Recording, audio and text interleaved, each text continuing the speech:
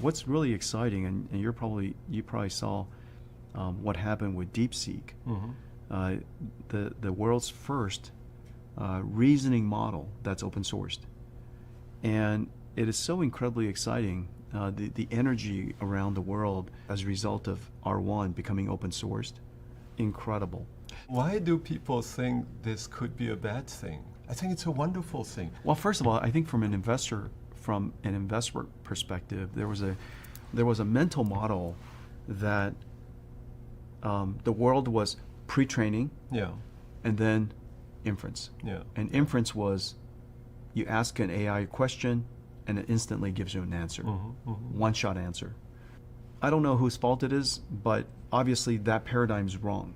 The paradigm is pre-training, because we want to have foundation. You need to have a basic level of foundational understanding of information in order to do the second part, which is post-training. So pre-training is going to continue to be rigorous, lots of data, multimodal data, as you were mentioning.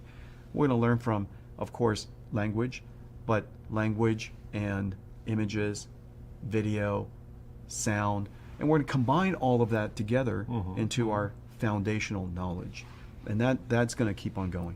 The second part of it, and this is the most important part actually of intelligence, is we call post-training. Yeah.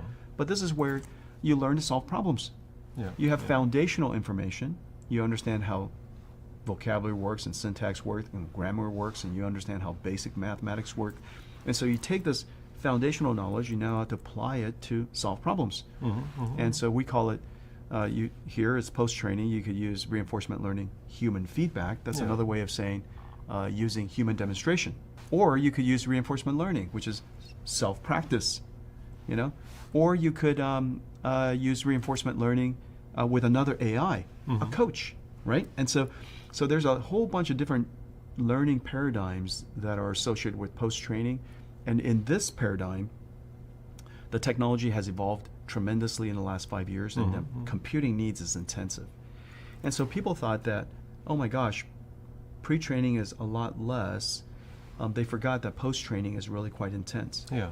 And then now the third scaling law is the more reasoning that you do, the more thinking that you do before you answer a question, the better. Of course, there are many things that we've memorized, what's the square root of 64? I mean, you just kind of memorize that. Yeah. You could reason about it, but you don't have to, And so ideally, you've memorized a lot of basic things, but most of the valuable intelligence you still have to reason through. And so you have to apply first principles, you have to break it down step by step. Maybe you have to try a whole lot of different experiments, and depending on the output of the results of one experiment, it might inform the next experiment you do.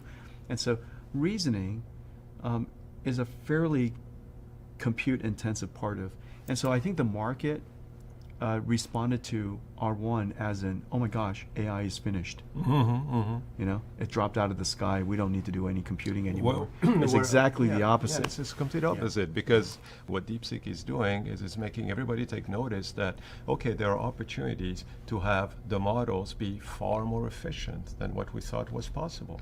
And so it's expanding and it's accelerating the adoption of AI. And so now we have R1. Yes. We have NVIDIA data intelligence layer. Yeah. The R1s can now be able to talk to intelligent information to solve problems. I mean, the other thing I think is extremely enabling is the CUDA ecosystem, which you've fostered and nurtured and helped really people embark on. Now with CUDA OBJ, I think it is opening all kinds of possibilities, because people can now tie into this and apply it. Combination of CUDA OBJ, NIMS, the inference part of it for specific industries, life sciences, financial services, autonomous driving, and so on and so forth. You take all these things, you tie them together with the advances that will be made in the models. And again, it's an acceleration of the adoption of AI, which is a wonderful thing for NVIDIA. I think